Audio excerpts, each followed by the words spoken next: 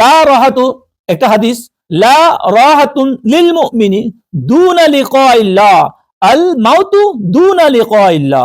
বলতেছে আল্লাহ পাকের দিদার ব্যতীত মুমিনের অন্তরে কোনো শান্তি আসিতে পারে না। আল্লাহর দিদার ব্যতীত একজন মুমিনের অন্তরে কি আসতে পারে না? শান্তি আসতে পারে না। আল্লাহ পাকের দিদার না হওয়াই হলো কি? মৃত্যু। একজন প্রিয় আল্লাহর প্রিয় বান্দা যারা আমানুন, যারা মুমিন, এখানে মুমিনের কথা হইছে যে লা রাহাতুল লিল মুমিনিনা দুনা লিকাইল্লাহ। বলতেছে একজন মুমিন আল্লাহর দিদার ব্যতীত তার অন্তর কখনো কি শান্তি পায় না। যদি এক সেকেন্ডও যদি আল্লাহর দিদার ছাড়া সে থাকে, তখন তার মৃত্যুর মতো সে মনে করে। বুঝে আসছে কথাটা? এখানে আসি, তিনি বলতেছেন যে যারা হকের উপর থাকে, যারা সত্যের উপর থাকে, যারা সর্বাবস্থায় থাকে, তারা আল্লাহ পাকের কখনো নাফরমানি করেন না। প্রতি মুহূর্তে, প্রতি সেকেন্ডে যে অবস্থা থাকে, যে হালে থাকে, যে সিচুয়েশন থাকে না, তারা আল্লাহকে সর্বাবস্থায় সেখানে তারা আল্লাহকে ফিলিং করে, আল্লাহর সিফাতকে ফিলিং করে। আল্লাহ নিজে বলতেছেন ওয়া নাহনু আকরাবু ইলাইহি মিন হাবলিল ওয়ারিদ। যারা মুমিন হয়ে যায় তারা মনে করে আল্লাহ পাক তার গাড়ির শাহরগ থেকে নিকটে। ওয়া হুয়া মাআকুম আইনামা কুনতুম, যে বান্দা তোমরা যেখানে থাকো আমি তোমাদের সাথেই আছি।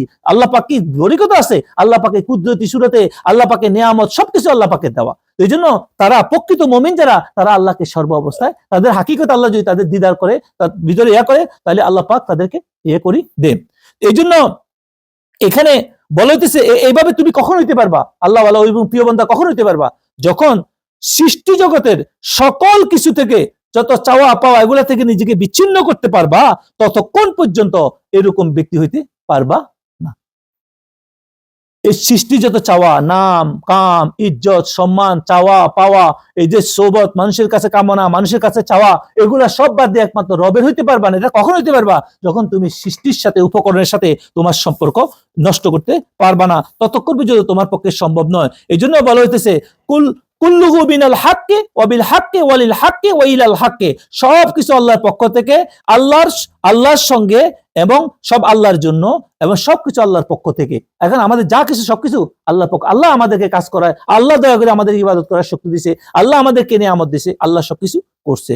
এই জন্য বলা হয়েছে যারা বান্দা, দুনিয়ার বান্দা, যারা কি দুনিয়ার বান্দা, একটা হাদিস আনছে তিনি, তাইশ আব্দুদ দুনিয়া ওয়া তাইশ আব্দুদ দিরহাম ওয়া তাইশ আব্দুল বাতনিহি ওয়া তাইশ আব্দু ফারজিহি ওয়া তাইশ আব্দুল খামিসিহি। বলতেছে তাইশ মানে ধ্বংস হইছে ওরা। কারা? আব্দুদ দুনিয়া, যারা দুনিয়ার বান্দা, ওর যারা দেরহামের বান্দা, টাকা পয়সার বান্দা যারা, আর যারা তাইশ আব্দুল বাতনি, যারা ফ্যাটের বান্দা, যারা ফ্যাটে ফুলে বেলায়, যারা সারাদিন হারাম হালালে বিচার করতেছে না, মন্দর বিচার করতেছে না, এরা যারা দুনিয়ার পাগল, দুনিয়ার নামের যশের পাগল, দুনিয়াতে ফেমাস হইতে হইব, বড় মালা হইতে হইব, শাহী হইতে হইব, ফির হইতে হইব, দুনিয়াতে নামি ব্যবসা বাসা হইতে হইব, এরা দুনিয়ার বান্দা। এরা কি দুনিয়ার বান্দা? আল্লাহর বান্দা হইতে হবে চিন্তা তাদের মাথায় নাই। এরা ধ্বংস, রাসূল বলতেছে। তারপরে বলতেছে যারা দেরহাম, টাকা পয়সা কামানোর দান্দায় আসে, সর্বক্ষণিক অর্থ সম্পদের, এরা বরবাদ হোক। আর যারা তাইশ আব্দুল বাতনিহি, যারা ফ্যাটকে কিভাবে মোকাম্মেল করবো, পুরাইবো খালি ফ্যাট, হাংরি, একটু হাংরি হইলে, একটু উপবাসের পাগল হয়ে যায়। আমাদের সমাজ এমন অবস্থা খারাপ, বরে মারিয়ে ফেলে পিটি, এরকম অবস্থা আমাদের এলাকায়। বুঝতে পারছে?